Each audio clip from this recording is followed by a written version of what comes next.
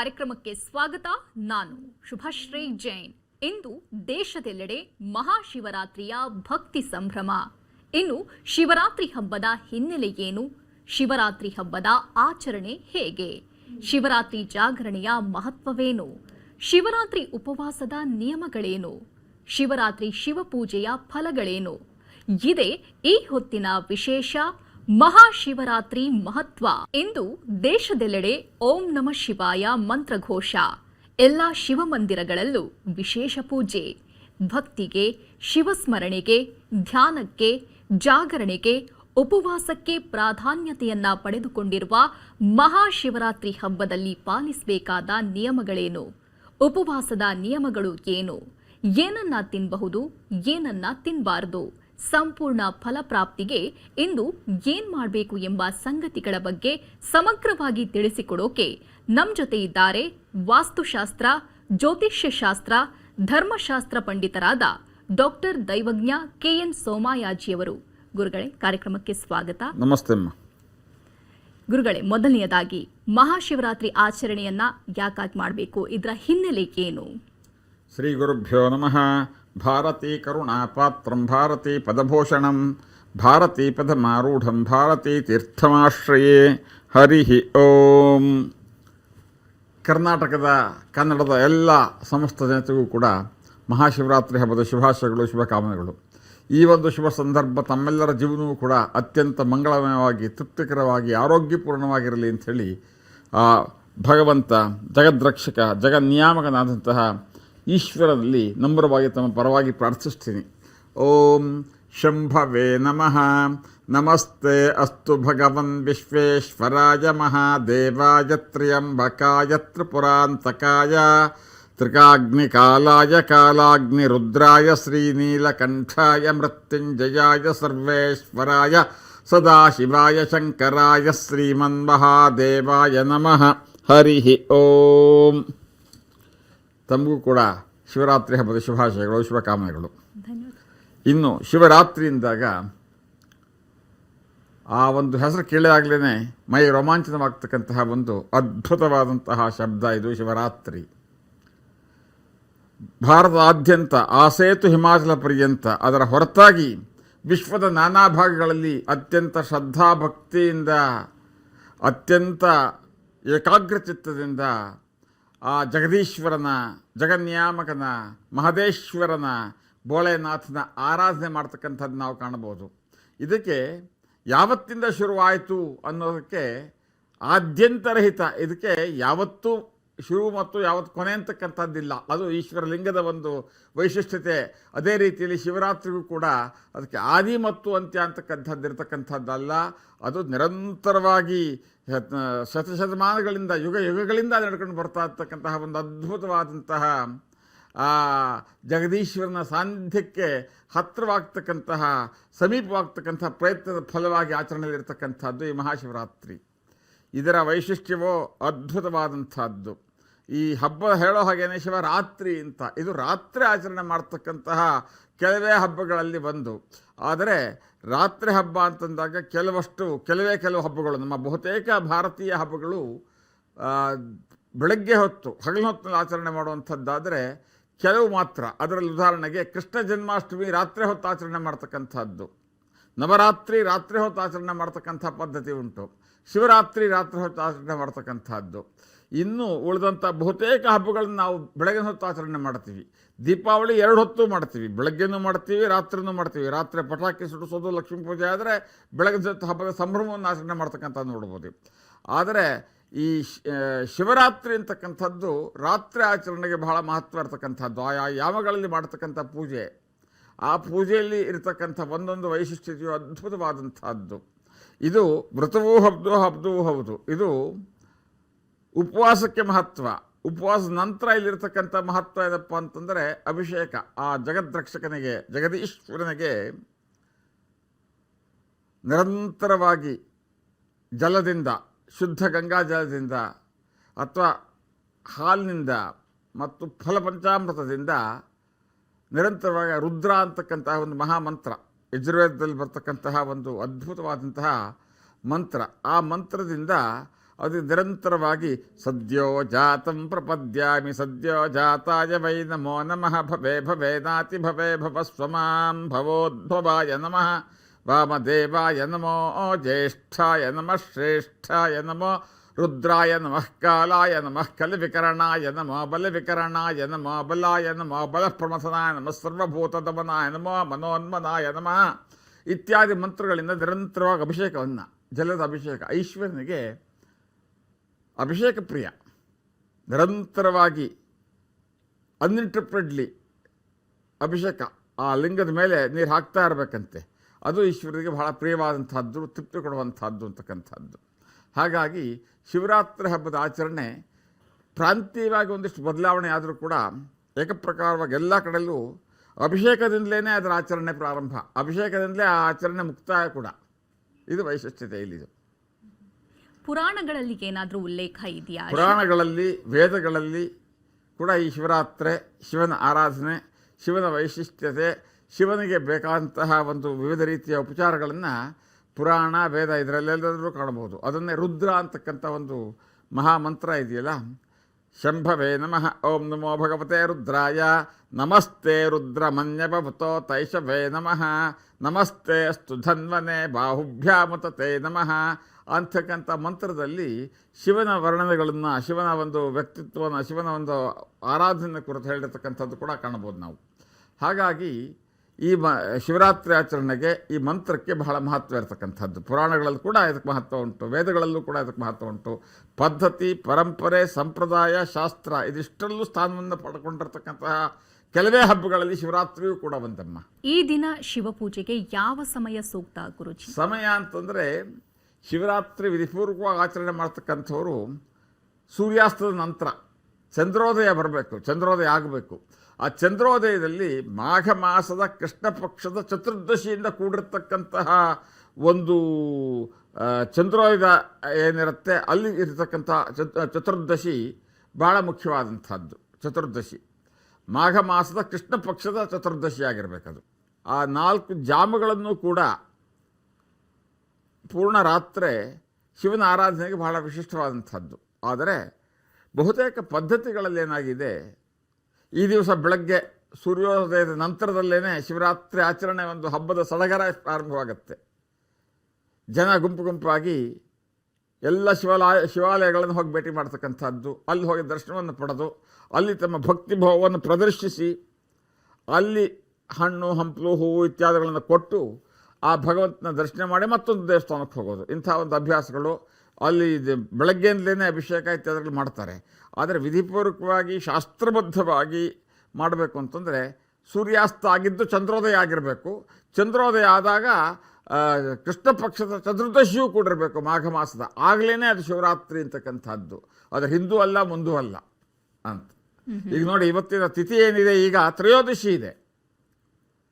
ಆದರೆ ತ್ರಯೋದಶಿ ಎಲ್ಲಿಗಪ್ಪ ಅಂದರೆ ಸಾಯಂಕಾಲ 4 ಗಂಟೆಗೆ ಮುಗಿಯುತ್ತೆ, ಸುಮಾರು 4-4:15 ತ್ರಯೋದಶಿ ಮುಗಿದು ಹೋಗ್ಬಿಡುತ್ತೆ. ಅನಂತರದಲ್ಲಿ ಚತುರ್ದಶಿ ಪ್ರಾರಂಭವಾಗುತ್ತೆ. ಚಂದ್ರೋದಯ ಆಗೋ ಹೊತ್ತಿಗೆ, ಸೂರ್ಯ ಅಸ್ತ ಆಗಿಬಿಟ್ಟು ಚಂದ್ರೋದಯ ಆಗೋ ಹೊತ್ತಿಗೆ ಆಗಲೇ ಚತುರ್ದಶಿ ಬಂದಿರುತ್ತೆ. ಹಾಗಾಗಿ ಇವತ್ತು ಇದರ ಆಚರಣೆ ಬಹಳ ಜನಗಳಲ್ಲಿ ಒಂದು ಗೊಂದಲ ಬಂದಿರುತ್ತೆ, ಪ್ರಶ್ನೆ ಕೇಳ್ಬೋದು, ಅನುಮಾನ ಹುಟ್ಟಿರುತ್ತೆ. ಏನಪ್ಪ, ಇವತ್ತು ಮಾಘ ಮಾಸದ ಕೃಷ್ಣ ಪಕ್ಷದ ತ್ರಯೋದಶಿ, ಬಟ್ ಇದು ಶಿವರಾತ್ರಿ ಆಚರಣೆ ಹಾಗೆ ಮಾಡ್ತಾ ಇದ್ದಾರೆ ಅಂತ. ತ್ರಯೋದಶಿ ನಂತರದಲ್ಲಿ ಬರ್ತಕ್ಕಂಥ ಚತುರ್ದಶಿ ಚಂದ್ರೋದಯದಲ್ಲಿ, ನಾಳೆ ಚಂದ್ರೋದಯ ಹೊತ್ತಿಗೆ, ನಾಳೆ ರಾತ್ರಿ ಹೊತ್ತಿಗೆ ಚತುರ್ದಶಿ ಇರೋದಿಲ್ಲ, ಅಮಾವಾಸ್ಯೆ ಪ್ರಾರಂಭವಾಗಿರುತ್ತೆ. ಹಾಗಾಗಿ ಅದರ ಆಚರಣೆ ಇವತ್ತಮ್ಮ. ಶಿವರಾತ್ರಿಯ ದಿನ ಉಪವಾಸ ಯಾಕೆ ಮಾಡಬೇಕು? ಉಪವಾಸದ ಮಹತ್ವವೇನು? ಉಪವಾಸ ಅಂತಕ್ಕಂಥದ್ದು ಒಂದು ಅದ್ಭುತವಾದಂತಹ ಪ್ರಕ್ರಿಯೆ. ನಮ್ಮ ಭಾರತೀಯ ಪದ್ಧತಿ ಪರಂಪರೆಯಲ್ಲಿ ಉಪವಾಸಕ್ಕೆ ವಿಶೇಷವಾದ ಮಹತ್ವ. ಬಹುತೇಕ ಸಾಧನೆಗಳಲ್ಲಿ, ಬಹುತೇಕವಾದಂತಹ ಧಾರ್ಮಿಕ ಸಾಧನೆಗಳಲ್ಲಿ, ಅನುಷ್ಠಾನಗಳಲ್ಲಿ ಉಪವಾಸಕ್ಕೆ ಮಹತ್ವ ಕೊಟ್ವಿ. ಉಪವಾಸ ಅನ್ನೋದರ ಸಂಕ್ಷಿಪ್ತ ಅರ್ಥ ಏನಪ್ಪ ಅಂತಂದರೆ, ಅದೊಂದು ಸರಳವಾದಂತಹ ಪದ. ಆ ಭಗವಂತನಿಗೆ ಸಮೀಪವಾಗ್ತಕ್ಕಂಥದ್ದು ಅಂತ, ಅವನ ಸಾಮೀಪ್ಯಕ್ಕೆ ಹೋಗ್ತಕ್ಕಂಥದ್ದು, ಸಾಂಗತ್ಯಕ್ಕೆ ಹೋಗ್ತಕ್ಕಂಥದ್ದು, ಸಾನ್ನಿಧ್ಯಕ್ಕೆ ಹೋಗ್ತಕ್ಕಂಥದ್ದು ಅಂತಕ್ಕಂಥದ್ದರ ಅರ್ಥ. ಬಹಳ ಜನ ಉಪವಾಸ ಅಂದರೆ ಊಟ ಬಿಟ್ಬಿಡೋದು ಅಂತ. ಊಟ ಬಿಟ್ಟು ಮಾತ್ರಕ್ಕೆ ನೀವು ಇದನ್ನು ಸಾಧ್ಯ ಆಗೋದಿಲ್ಲ. ಆ ಮಾನಸಿಕವಾಗಿ ಭಗವಂತನ ಚರಣ ಕಮಲಗಳಲ್ಲಿ ತಮ್ಮ ಮನಸ್ಸನ್ನು ಕೇಂದ್ರೀಕರಿಸಿ ಅವನ ಸಮೀಪಕ್ಕೆ ಹೋಗ್ತಕ್ಕಂಥ ಪ್ರಯತ್ನ ಏನಿದೆ ಅದು ಉಪವಾಸದ ಒಂದು ಮೂಲ ಉದ್ದೇಶ. ಇನ್ನು ಶಿವರಾತ್ರಿ ಉಪವಾಸ ಅಂತಂದರೆ ಇವತ್ತು ಬೆಳಗ್ಗೆ ಸೂರ್ಯ ಉದಯದಿಂದ ನಾಳೆ ಬೆಳಗ್ಗೆ ಸೂರ್ಯದ ಉದಯದವರೆಗೂ ಕೂಡ ಉಪವಾಸ, ಯಾವುದೇ ಥರದ ಆಹಾರವನ್ನು ಸೇವನೆ ಮಾಡದೇನೆ ಆ ಭಗವಂತನ, ಆ ಜಗದ್ರಕ್ಷಕನ, ಆ ಜಗನ್ನಿಯಾಮಕನ ಆರಾಧನೆ, ಅವನಲ್ಲಿ ನಮ್ರವಾಗಿ ನಾವು ಅವನ ಪಾದ ಕಮಲಗಳಿಗೆ ನಮ್ಮನ್ನು ನಾವು ಅರ್ಪಿಸಿಕೊಂಡು ಜಪ ತಪ ಅಭಿಷೇಕ ಇತ್ಯಾದಿಗಳು ಮಾಡ್ತಾ ಇರ್ತಕ್ಕಂಥದ್ದು ಉಪದೇಶದ ಒಂದು ಮೂಲ ಉದ್ದೇಶ. ಅವತ್ತು ಏನೋ ತಿಂದ್ಬಿಡ್ತೀವಿ, ದಿವಸ ಮಾಡೋ ಊಟ ಮಾಡೋದಿಲ್ಲ. ಹಣ್ಣುಗಳು ತಿನ್ನಬಾರ್ದಾ? ಅವರವರ ಶರೀರಕ್ಕೆ ಹೊಂದಕ್ಕೆ ಆಗೋ ರೀತಿಯಲ್ಲಿ ಅವರು ಆಚರಣೆ ಮಾಡಬೇಕು. ಶರೀರ ಮಾತ್ರೇಣ ಖಲು ಧರ್ಮ ಸಾಧನಂ ಅಂತಂದರು ಶಾಸ್ತ್ರದಲ್ಲಿ. ಶರೀರ ಮಾತ್ರೇಣ ಖಲು ಧರ್ಮ ಸಾಧನಂ, ಆ ಶರೀರ ಗಟ್ಟಿಯಾಗಿರಬೇಕು. ಹಾಗಾಗಿ ಎಷ್ಟೋ ಜನ ಕಾಯಕ ಸಾಲ ಇರುತ್ತೆ, 24 ಗಂಟೆ ಉಪವಾಸ ಇರೋದಕ್ಕಾಗೋದಿಲ್ಲ, 36 ಗಂಟೆಗಳ ಕಾಲ ಉಪವಾಸ ಇರೋದಕ್ಕಾಗೋದಿಲ್ಲ, ಮಾತ್ರೆ ಔಷಧಗಳನ್ನು ಅವಲಂಬಿಸಿರುತ್ತೆ ಆ ದೇಹ. ಅಂಥ ಸಂದರ್ಭದಲ್ಲಿ ಲಘು ಆಹಾರವನ್ನು ತಗೊಳ್ತಕ್ಕಂಥದ್ದು ಶಾಸ್ತ್ರಸಮ್ಮತವೇ ಹೊರತಾಗಿ ಮತ್ತೆ ಅವತ್ತು ಏನೂ ಫಲಾರ್ವೂ ತಗೊಳ್ಳೋದಿಲ್ಲ, ಹಣ್ಣು ತಗೊಳ್ಳೋದಿಲ್ಲ ಅಂತಕ್ಕಂಥವ್ರು ಅಂಥವರು ತುಂಬ ಜನ ಇದ್ದಾರೆ. ಏನೂ ತಗೊಳ್ಳೋದೇನೆ, ಬರೇ ನೀರೇ ಅವರ ಆಹಾರ ಅವತ್ತು. ಲಘು ಆಹಾರ ಅಂದ್ರೇನು? ಬರೀ ನೀರು ಸೇವಿಸೋದಾ? ಅಲ್ಲ, ಲಘು ಆಹಾರ, ನೀರು ಅತ್ಯಂತ ಅವಶ್ಯಕವಾದರೂ ಕೂಡ ಆಹಾರದ ವ್ಯಾಪ್ತಿಯಿಂದ ಹೊರಗಿಟ್ಟು ಅದಕ್ಕೆ ಇನ್ನೊಂದಿಷ್ಟು ಶ್ರೇಷ್ಠವಾದ ಸ್ಥಾನವನ್ನು ಕೊಟ್ಟರು. ಆಪ ಇದ್ವಾ ಉಭಯ ಶಜೀರಾಪೋ ಅಮಿ ವಚಾತನೀಹಿ ಅಂತ ಹೇಳಿ ಇನ್ನೊಂದು ಕಡೆ ಹೇಳುತ್ತೇವೆ, ಆಪ ಸರ್ವಸ್ಯ ಭೇಷಜಿ. ಜಲವನ್ನು ಎಲ್ಲ ಸಂದರ್ಭದಲ್ಲೂ ನೀರು ಕುಡಿಯೋದಕ್ಕೆ ಶಾಸ್ತ್ರದಲ್ಲಿ, ಪದ್ಧತಿಯಲ್ಲಿ, ಸಂಸ್ಕೃತಿಯಲ್ಲಿ, ಸಂಸ್ಕಾರದಲ್ಲಿ ಅವಕಾಶ ಹೇಳಿದೆ. ಇನ್ನೊಂದು ಪದ್ಧತಿಯೂ ಉಂಟು, ನಿರ್ಜಲ ಅಂತ, ನಿರ್ಜಲ ಉಪವಾಸ. ಆ ಸಂದರ್ಭದಲ್ಲಿ ನೀರು ಕುಡಿದೆ, ನಿರ್ಜಲ, ನೀರನ್ನು ಕುಡಿದೇನೆ, 24-36 ಗಂಟೆಗಳ ಕಾಲ ನೀರನ್ನು ಕುಡಿದೇನೆ ಉಪವಾಸ ಮಾಡ್ತೀವಿ ಅಂತ. ಅದು ಬಹಳ ಕಠಿಣವಾದಂಥದ್ದು. ನೀರು ಕುಡಿತಕ್ಕಂಥದ್ದು ಬಹುತೇಕರಲ್ಲಿ ಉಪವಾಸದಲ್ಲೂ ಉಂಟು. ಇನ್ನು ಲಘು ಆಹಾರ ಅಂತಂದರೆ ಕೇವಲ ಫಲಗಳು, ಹಣ್ಣುಗಳು, ಅಥವಾ ಅತ್ಯಂತ ಲಘುವಾಗಿರ್ತಕ್ಕಂಥ ಆಯಾ ಪ್ರಾಂತ್ಯದಲ್ಲಿ ಸಿಗ್ತಕ್ಕಂತಹ ನಿತ್ಯ ಉಪಯೋಗಿಸದೇ ಇರತಕ್ಕಂಥ ಲಘು ಆಹಾರಗಳು, ಬೇಯಿಸುವಂಥದ್ದು ಅದರ ಹೊರತಾಗಿ ಇತ್ಯಾದಿಗಳಿಗೆ ಅಲ್ಲಿ ಅವಕಾಶ ಉಂಟು. ಅದನ್ನ ಇಂಥದ್ದೊಂದು ಆಹಾರ ಅಂದರೆ ಅದು ಅಲ್ಲಿಗೆ ಒಪ್ಪಿಗೆ ಆಗೋದಿಲ್ಲ, ನಮ್ಮ ಭಾರತದಾದ್ಯಂತ ಒಪ್ಪಿಗೆ ಆಗತಕ್ಕಂಥದ್ದಾಗಿರೋದಿಲ್ಲ. ಉದಾಹರಣೆಗೆ ನಾವಿಲ್ಲಿ ಉಪ್ಪಿಟ್ಟು ತಗೊಳ್ಳಿ ಲಘು ಆಹಾರ ಅಂತೀವಿ. ಆದರೆ ನಮ್ಮ ಉತ್ತರ ಭಾರತಕ್ಕೆ ಹೋಗ್ಬಿಟ್ರೆ ಉಪ್ಪಿಟ್ಟು ಅವ್ರದ್ದು ಫುಲ್ ಮೀಲ್, ಇಡ್ಲಿ ದೋಸೆ ಅವ್ರಿಗೆ ಫುಲ್ ಮೀಲ್. ಆದ್ದರಿಂದ ಲಘು ಪ್ರಾಂತೀಯವಾಗಿ ಅಪ್ಕೊಂಡಿರ್ತಕ್ಕಂತಹ ಲಘು ಆಹಾರ. ಫಲಗಳು ಬಹುತೇಕ ಆಸೇತು ಹಿಮಾಚಲ ಪರ್ಯಂತ ಫಲಕ್ಕೆ ಒಂದು ಫಲ ಸೇವನೆ ಉಂಟು, ಫಲಹಾರ ಅಂತಲೇ ಕರಿತೀವಿ. ಅದರ ಹೊರತಾಗಿ ಬೇರೆ ಬೇರೆ ಅವರವರ ಪ್ರಾಂತೀಯವಾಗಿ ಉಪವಾಸಕ್ಕೂ ಕೂಡ ಒಂದಿಷ್ಟು ಪ್ರಾಂತೀಯವಾಗಿ ಅದರ ಅರ್ಥ ಆಚರಣೆ ಬದಲಾಗ್ತಕ್ಕಂಥದ್ದು ನಾವು ಕಾಣಬಹುದು. ಭಾರತದ ವೈಶಿಷ್ಟ್ಯತೆಯ ವಿವಿಧತೆಯಲ್ಲಿ ಏಕತೆಯಿಂದ ಕಂಡಂತಹ ಅದ್ಭುತವಾದಂತಹ ಭಾರತ ಇದು. ಹಾಲು ಸೇವಿಸಬಹುದಾ ಗುರುಗಳೇ? ಲಘು ಆಹಾರದ ವ್ಯಾಪ್ತಿಗೆ ಬರ್ತಕ್ಕಂಥದ್ದು ಹಾಲು ಕೂಡ. ಅದರಿಂದ ಹಾಲು ಅಥವಾ ಇತರೆ ಲಘು ಪಾನೀಯಗಳು, ಎಳ್ನೀರು, ನೀರು, ಹಾಲು, ಹಣ್ಣಿನ ರಸ ಇತ್ಯಾದಿಗಳು ಈ ಉಪವಾಸದಲ್ಲಿ ಒಪ್ಕೊಂಡಿರ್ತಕ್ಕಂಥದ್ದಮ್ಮ. ಅದು ಕೂಡ ಕೆಲವು ಪ್ರಾಂತ್ಯದಲ್ಲಿ ಇದನ್ನೂ ಒಪ್ಕೊಂಡಿಲ್ಲ, ಕೆಲವು ಪ್ರಾಂತ್ಯದಲ್ಲಿ ಇದಕ್ಕಿಂತಲೂ ಹೆಚ್ಚಿನದನ್ನು ಕೂಡ ಉಪವಾಸ ಅಂತ ಪರಿಗಣನೆ ಮಾಡ್ತಾರೆ. ಅದರಲ್ಲಿ ಏನಪ್ಪ ಅಂದರೆ ಆ ಭಗವಂತನಿಗೆ ಬೇಕಾದಂಥದ್ದು ನಿಮ್ಮ ಉಪವಾಸ ಮಾತ್ರ ಅಲ್ಲ, ನಿಮ್ಮ ಮನಸ್ಸನ್ನು ಕೇಂದ್ರೀಕರಿಸಿ ಆ ಭಗವಂತನ ಚರಣಕಮಲಗಳಲ್ಲಿ, ಆ ಜಗದ್ರಕ್ಷಕನ, ಜಗನ್ನಿಯಾಮಕನ, ಜಗದೀಶ್ವರನ ಚರಣಕಮಲಗಳಲ್ಲಿ ನಿಮ್ಮ ಮನಸ್ಸನ್ನು ಕೇಂದ್ರೀಕರಿಸಿ ಆ ಭಗವಂತನ, ಆ ಜಗದೀಶನ ಧ್ಯಾನ ಮಾಡ್ತಕ್ಕಂಥದ್ದು. ಓಂ ಓಂ ನಮಃ ಶಿವಾಯ ಅಂತಕ್ಕಂತಹ ಪಂಚಾಕ್ಷರಿ ಮಹಾಮಂತ್ರ ನೀವು ಕಣ್ಣು ಮುಚ್ಚಿದಾಗ ಆ ಭಗವಂತನ ರೂಪ ನಿಮಗೆ ಕಾಣಬೇಕು. ಆ ಜಗದ್ರಕ್ಷಕನ, ಜಗನ್ನಿಯಾಮಕನ ಚರಣ ಕಮಲಗಳು ನಮಗೆ ಗೋಚರಿಸಬೇಕು. ನಿಮ್ಮ ಮನಸ್ಸಲ್ಲಿ ಕೇಂದ್ರೀಕೃತವಾಗಿರಬೇಕು. ನಿಮ್ಮನ್ನು ನೀವು ಸಮರ್ಪಣೆ ಮಾಡಿಕೊಳ್ಬೇಕು ಆ ಜಗದ್ರಕ್ಷಕದ ಚರಣ ಕಮಲಗಳಲ್ಲಿ, ಪಾದಾರವಿಂದಗಳಲ್ಲಿ. ಆಗಲೇ ಉಪವಾಸಕ್ಕೆ ಅರ್ಥವೇ ಹೊರತಾಗಿ ನೀವು ಇಲ್ಲಿ ಏನೋ ಯೋಚನೆ ಮಾಡ್ತಾ ಇದ್ಬಿಟ್ಟು ಇಲ್ಲಿ ಉಪವಾಸ ಇದ್ದು ಈ ಕಡೆಯಿಂದ ಬೇರೆ ಯೋಚನೆ ಮಾಡ್ತಾ ಇರ್ತೀರ, ಇಲ್ಲೇನೋ ಹಣ್ಣು ಹಂಪಲು ತಿಂದ್ಕೊಂಡು ಇನ್ನೇನೋ ಹಾಲು ಕೊಡ್ಕೊಂಡಿರ್ತೀರ ಅಥವಾ ಇನ್ನೇನೋ ಮಾಡ್ಕೊಂಡಿರ್ತೀರ. ಅಂಥ ಉಪವಾಸಕ್ಕೆ ಇಲ್ಲಿ ಅವಕಾಶ ಇಲ್ಲಮ್ಮ. ಶಿವರಾತ್ರಿಯ ಸಂದರ್ಭ ಜಾಗರಣೆ ಮಾಡ್ತಾರೆ. ಜಾಗರಣೆ ಯಾಕಾಗಿ ಮಾಡೋದು? ಜಾಗೃತ ಜಾಗರಣೆ ಅಂತಕ್ಕಂಥದ್ದು ಅದ್ಭುತವಾದಂತಹ ಒಂದು ಪ್ರಕ್ರಿಯೆ. ನಮ್ಮ ಮನಸ್ಸನ್ನು, ದೇಹವನ್ನು ಎರಡನ್ನೂ ಕೇಂದ್ರೀಕರಿಸಿ ರಾತ್ರಿ ಪೂರ್ಣ ಆ ಭಗವಂತನ ಸ್ಮರಣೆಯಲ್ಲಿ, ಆ ಭಗವಂತನ ಆರಾಧನೆ ಕಾಲ ಕಳೀತಕ್ಕಂಥದ್ದು ಜಾಗರಣೆಯ ಒಂದು ವಿಶೇಷ. ಆದರೆ ಇವತ್ತು ಜಾಗರಣೆ ಅಂದರೆ ಅಲ್ಲೆಲ್ಲೋ ನಗೆ ಹಬ್ಬ ಇದೆ, ಅಲ್ಲಿ ಹೋಗಿ ಕೂತ್ಕೋ, ಇಲ್ಲೆಲ್ಲೋ ಸೆಕೆಂಡ್ ಶೋ ಸಿನಿಮಾ ತೋರಿಸ್ತಾ ಇದ್ದಾರೆ, ಅಲ್ಲಿ ಹೋಗಿ ನೋಡು, ಇನ್ನೆಲ್ಲೋ ಒಂದು ಕಡೆ ನಾಟಕ ನಡೀತಿದೆ ಅದು ನೋಡು, ರಾತ್ರಿ ಎಲ್ಲ ಅಂತೂ ಜಾಗರಣೆ ಮಾಡಿಬಿಡ್ತೀನಿ. ಒಂದು ಕಡೆ ನಾಟಕ, ಇನ್ನೊಂದು ಕಡೆ ಇನ್ನೊಂದಾಗತ್ತೆ, ಇನ್ನೆಲ್ಲ ಕಡೆ ಬೈಕ್ ತೊಗೊಂಡು ಅಥವಾ ಸ್ಕೂಟರ್ ಕಾರೋ ತೊಗೊಂಡು ಒಂದು 20 ದೇವಸ್ಥಾನಗಳಿಗೆ ಓಡಾಡ್ಬಿಡ್ತೀನಿ ರಾತ್ರಿ ಎಲ್ಲ. ಇದು ಜಾಗರಣೆ ಪದ್ಧತಿ ಅಲ್ಲ. ಜಾಗರಣೆ ಅಂದರೆ ನಮ್ಮ ಮನಸ್ಸನ್ನು, ದೇಹವನ್ನು ಹೊಂದಾಣಿಕೆ ಮಾಡಿ ಆ ಭಗವಂತನ ಧ್ಯಾನದಲ್ಲಿ ನಿರತವಾಗಿ ಏಕಾಗ್ರತೆಯಿಂದ ಒಂದೇ ಕಡೆಯಲ್ಲಿದ್ದು ಆ ಭಗವಂತನ ಆರಾಧನೆ ಮಾಡ್ತಕ್ಕಂಥದ್ದು ಜಾಗರಣೆಯ ಹೊರತಾಗಿ ಇನ್ನೆಲ್ಲೋ ಜಾಗರಣೆ ಇವತ್ತು ನಿದ್ದೆ ಮಾಡೋದಿಲ್ಲ.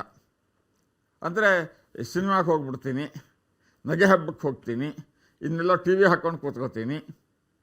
ಇದು ಜಾಗರಣೆ ವ್ಯಾಪ್ತಿಗೆ ಬರ್ತಕ್ಕಂಥದ್ದಲ್ಲಮ್ಮ. ಗುರುಗಳೇ, ಶಿವರಾತ್ರಿಯ ದಿನ ಶಿವಪೂಜೆಯನ್ನು ಹೇಗೆ ಮಾಡಬೇಕು, ಅಭಿಷೇಕ ಹೇಗೆ ಮಾಡಬೇಕು, ಯಾವುದರಿಂದ ಅಭಿಷೇಕ ಮಾಡಬೇಕು, ಇದನ್ನು ವಿವರವಾಗಿ ತಿಳಿಸೋದಾದರೆ? ಶಿವಪೂಜೆ ಅಂತಂದರೆ ಅವರವರ ಭಕ್ತಿಗೆ ಅನುಗುಣವಾಗಿ ಪ್ರಾಂತೀಯವಾಗಿ ಬದಲಾವಣೆ ಇದ್ದರೂ ಕೂಡ ಬಹುತೇಕ ಆ ಶಿವನ ಧ್ಯಾನ, ಆವಾಹನೆ ಮಾಡಿ ಷೋಡಶೋಪಚಾರ 16 ಉಪಚಾರಗಳಿಂದ ವಿಧಿಪೂರ್ವಕವಾಗಿ ಮಾಡತಕ್ಕಂಥ ಪೂಜೆ ಅತ್ಯಂತ ಶ್ರೇಷ್ಠವಾದಂಥದ್ದು. ಇದೆಲ್ಲದಕ್ಕಿಂತಲೂ ದೊಡ್ಡದೇನಪ್ಪ ಶಿವನಿಗೆ ಅಂತಂದರೆ ಅಭಿಷೇಕ. ಉತ್ತರ ಭಾರತದಲ್ಲಿ ನಾವು ಕಾಣಬಹುದು, ಭಕ್ತರು ಪ್ರತಿಯೊಬ್ಬರೂ ಹೋಗ್ಬಿಟ್ಟು ಅವರವರೇ ಮನೆಯಿಂದ ತಂದಿರತಕ್ಕಂತಹ ಗಂಗಾಜಲ ಅಥವಾ ಹಾಲಿನಿಂದ ಅಭಿಷೇಕ ಮಾಡ್ತಾ ಇರ್ತಾರೆ. ಅಲ್ಲಿ ಪೂಜೆನೂ ನಡೀತಾ ಇರುತ್ತೆ, ಅವ್ರ ಪಾಡಿಗೆ ಅವ್ರು ನೀರು ಹಾಕ್ತಾ ಇರ್ತಾರೆ. ಅಂದರೆ ಈಶ್ವರನಿಗೆ ಸದಾ ಅಭಿಷೇಕ ಆಗ್ತಾ ಇರಬೇಕು. ಮೇಲ್ಗಡೆಯಿಂದ ಆ ಗಂಗೆ ಆತನ ಶಿರೋಭಾಗದಲ್ಲಿ ತಲೆ ಮೇಲೆ ನೀರು ಬೀಳ್ತಾ ಇರಬೇಕು. ಅದಕ್ಕೆ ವಿಶೇಷವಾದಂಥ ಮಹತ್ವ. ಅಭಿಷೇಕ ಎಷ್ಟು ಸಾರಿ ಮಾಡಬೇಕು ಅಂತಕ್ಕಂಥದ್ದಲ್ಲ, ನಿರಂತರವಾಗಿ ಆಗಬೇಕದು, ನಿರಂತರವಾಗಿ ಆಗ್ತಾ ಇರಬೇಕು. ಆ ಗಂಗೆಯ ಒಂದು ಸಾನ್ನಿಧ್ಯ ಅವನಿಗೆ ನಿರಂತರವಾಗಿರಬೇಕು. ಆಗಲೇ ಆ ಈಶ್ವರ ನಿಮಗೆ ಅನುಗ್ರಹ ಮಾಡ್ತಕ್ಕಂಥದ್ದು ಅಂತಕ್ಕಂಥದ್ದು ನಮ್ಮ ಪೂರ್ವಿಕರು ಕಂಡುಕೊಂಡಂಥ ಅದ್ಭುತವಾದಂತಹ ಸತ್ಯ. ಇನ್ನು ಹೇಗೆ ಮಾಡಬೇಕು, ಯಾವ್ಯಾವುದರಲ್ಲಿ ಅಭಿಷೇಕ ಮಾಡಬೇಕು ಇತ್ಯಾದಿ ನಿಮ್ಮ ಸಂದೇಹಗಳಿಗೆ ಶುದ್ಧವಾದಂತಹ ಗಂಗಾ ಜಲದಿಂದ, ಆಗಲೇ ನಾನು ಹೇಳಿದ ಹಾಗೇನೆಯ ಮಂತ್ರ ಗೊತ್ತಿದ್ದವರು ವೇದೋಕ್ತವಾದಂತಹ ರುದ್ರದಿಂದ ಅಥವಾ ಪುರಾಣೋಕ್ತವಾಗಿ ಓಂ ನಮಃ ಶಿವಾಯ ಮಂತ್ರದಿಂದ ಅವನ ತಲೆ ಮೇಲೆ ಆ ಈಶ್ವರ ಲಿಂಗದ ಊರ್ಧ್ವ ಭಾಗದಲ್ಲಿ ಜಲವನ್ನು ಸಮರ್ಪಣೆ ಮಾಡ್ತಾ ಇರೋದು. ಇನ್ನೂ ವಿಧಿಪೂರ್ವಕವಾಗಿ ಮಾಡಬೇಕು ಅಂದರೆ ಫಲಪಂಚಾಮೃತ ಅಂತಕ್ಕಂಥದ್ದು, ಹಾಲು, ಮೊಸರು, ತುಪ್ಪ, ಜೇನುತುಪ್ಪ, ಸಕ್ಕರೆ ಮತ್ತು ವಿವಿಧ ರೀತಿಯ ಹಣ್ಣುಗಳ ಮಿಶ್ರಣ ಮಾಡಿ ಶುಷ್ಕ ಫಲ ಮತ್ತು ಶೀತಫಲ ಅಂದರೆ ಹಸಿ ಹಣ್ಣು ಮತ್ತು ಒಣಗಿದ ಹಣ್ಣನ್ನು ಎಲ್ಲವನ್ನು ಮಿಶ್ರ ಮಾಡಿ ಅದರಿಂದ ಅಭಿಷೇಕ ಮಾಡ್ತಕ್ಕಂಥದ್ದು. ಆಪ್ಯಾಯ ಸ್ವಸಮೇತತೆ ವಿಶ್ವತಸ್ವ ವೃಷ್ಣಿಯಂ ಭವಾಜಸ್ವ ಸಂಗಥೆ, ಹಾಲಿನಿಂದ ಅಭಿಷೇಕ. ಈ ರೀತಿ ಫಲಪಂಚಾಮೃತ ಅಭಿಷೇಕನ ಯಾ ಫಲಿನೇರ್ಯ ಅಫಲ ಪುಷ್ಪಾಯಾಶ್ಚ ಪುಷ್ಪಿಣೇ ಬೃಹಸ್ಪತಿ ಪ್ರಸೂತಾಶ ಅಂತ ಅಂದ್ಬಿಟ್ಟು ಫಲ ಸಮರ್ಪಣೆ, ಫಲಗಳಿಂದ. ಇದಲ್ಲದೇ ಮಾನಸ್ತೋಕೇತನ ಯೇ ಮಾನ ಆಯುಷಿಮಾನೋ ಗೋಷುಮಾನೋ ಅಶ್ವೇಶುರೀರಶಃ, ಭಸ್ಮಾಭಿಷೇಕ, ಭಸ್ಮದಿಂದ ಅವನಿಗೆ ಅಭಿಷೇಕ ಮಾಡ್ತಕ್ಕಂಥದ್ದು. ಮತ್ತೆ ನಂತರದಲ್ಲಿ ಮತ್ತೆ ಗಂಗಾಜಲದಿಂದ, ಇನ್ನು ಹರಿದ್ರೋದಕದಿಂದ ಅಭಿಷೇಕ ಮಾಡ್ತಕ್ಕಂಥದ್ದು ಉಂಟು. ಇದೆಲ್ಲದೂ ಕೂಡ ಈಶ್ವರನಿಗೆ ಪ್ರಿಯವಾದಂಥದ್ದು. ಅಭಿಷೇಕದ ನಂತರದಲ್ಲಿ ಬಹಳ ಪ್ರಿಯವಾದಂತಹ ಮತ್ತು ಅದ್ಭುತವಾದಂತಹ ರೀತಿಯಲ್ಲಿ ಅವನ್ನ ಸ್ತುತಿಸಬೇಕಾದರೆ ಬಿಳೆ ತುಂಬೆ ಹೂವು ಅಂತ ಬರುತ್ತೆ, ಸಣ್ಣದು. ಆ ತುಂಬೆ ಹೂವನ್ನು ಸಮರ್ಪಣೆ ಮತ್ತು ಬಿಲ್ವಪತ್ರೆ, ಆ ಬಿಲ್ವಪತ್ರ ಸಮರ್ಪಣೆ, ಇದರ ಜೊತೆಗೆ ಸಾಧ್ಯವಾದರೆ ಶ್ವೇತವರ್ಣದ ಪುಷ್ಪಗಳು, ಬಿಳೆ ಬಣ್ಣದ ಹೂಗಳು ಮಾತ್ರ.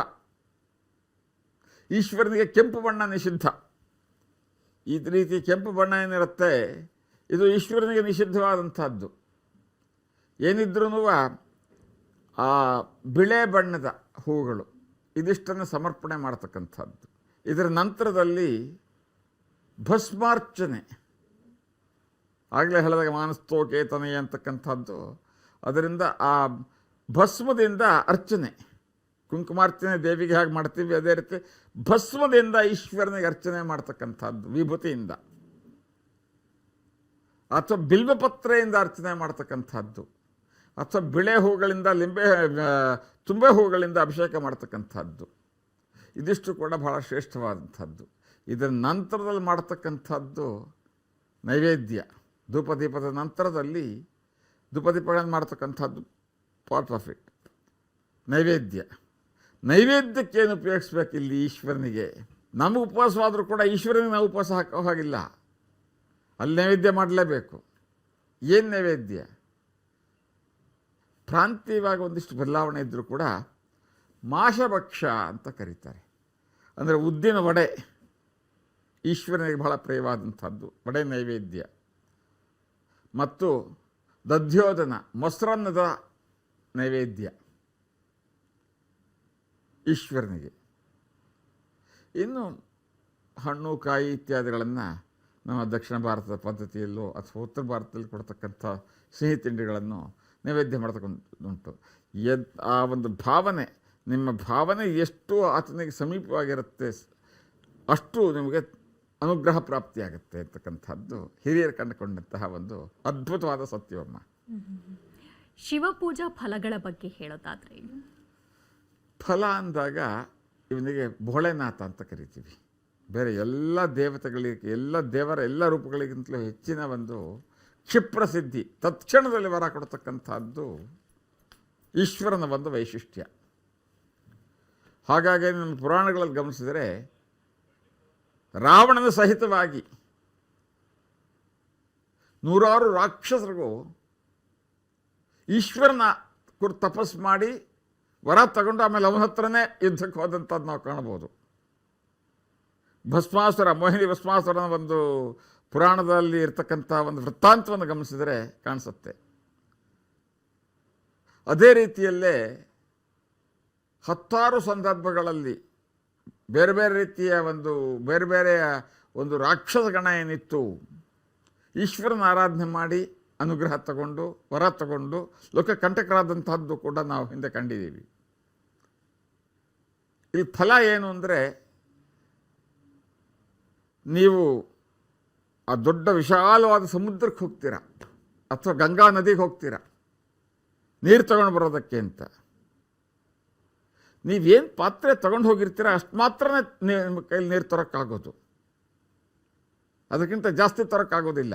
ಸಣ್ಣದಾದಂಥ ತಂಬಿಗೆಯೋ ಅದಕ್ಕಿಂತಲೂ ಸ್ವಲ್ಪ ದೊಡ್ಡದಾದ್ದೋ ಅಥವಾ ದೊಡ್ಡ ಕೊಡ ತೊಗೊಂಡು ಹೋಗಿರ್ತೀರೋ ಅಥವಾ ದೊಡ್ಡ ಬಕೆಟ್ ತೊಗೊಂಡು ಹೋಗಿರ್ತೀರೋ ಅಥವಾ ದೊಡ್ಡ ಹಂಡೆ ಪಾತ್ರೆ ತೊಗೊಂಡು ಹೋಗಿರ್ತೀರೋ, ನೀವೇನು ತೊಗೊಂಡು ಹೋಗಿದ್ರೆ ಅದ್ರ ತುಂಬ ನೀವು ನೀರು ತರೋಕ್ಕಾಗತ್ತೆ.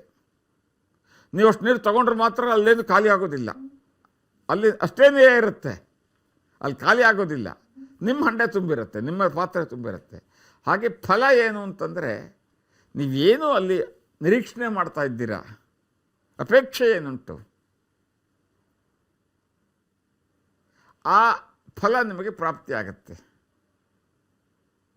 ನಿಮ್ಮ ನಿರೀಕ್ಷಣೆ, ನಿಮ್ಮ ಆಸೆ, ನಿಮ್ಮ ಒಂದು ಬಯಕೆಗಳೇನಿತ್ತು ಅದಕ್ಕೆ ಸರಿಯಾಗಿ ನೀವು ಎಷ್ಟು ಶ್ರದ್ಧಾ ಭಕ್ತಿಯಿಂದ ಅಲ್ಲಿ ಪೂಜೆ ಮಾಡಿದ್ದೀರಾ ಅದನ್ನು ಅವಲಂಬಿಸಿ ಆ ಭಗವಂತ, ಆ ಜಗದ್ರಕ್ಷಕ, ಜಗದೀಶ ತಮಗೆ ಅನುಗ್ರಹವನ್ನು ಮಾಡ್ತಾನಮ್ಮ. ನಿರ್ದಿಷ್ಟವಾಗಿ ಇಂಥದ್ದೇ ಫಲ ಅಂತಿಲ್ಲ ಇಲ್ಲಿ. ಎಲ್ಲ ರೀತಿಯ ಶುಭ ಫಲಗಳಿಗೂ ಕೂಡ ಕಾರಣೀಭೂತವಾದಂಥದ್ದು, ಕಾರಣಕರ್ತನಾದಂಥದ್ದು, ಅನುಗ್ರಹಿಸ್ತಕ್ಕಂತಹ ದಯಾಳು ಆ ಜಗದೀಶ್ವರ. ಕೊನೆಯದಾಗಿ ಗುರುಗಳೇ, ಶಿವರಾತ್ರಿಯ ದಿನ ಜನರಿಗೆ ಏನು ಹೇಳೋದಕ್ಕೆ ಇಷ್ಟಪಡ್ತೀರಾ? ಶಿವರಾತ್ರಿ ಅಂತಕ್ಕಂಥ ಒಂದು ಅದ್ಭುತವಾದಂತಹ ಪರ್ವಕಾಲ, ಮಹಾ ದಿವಸ.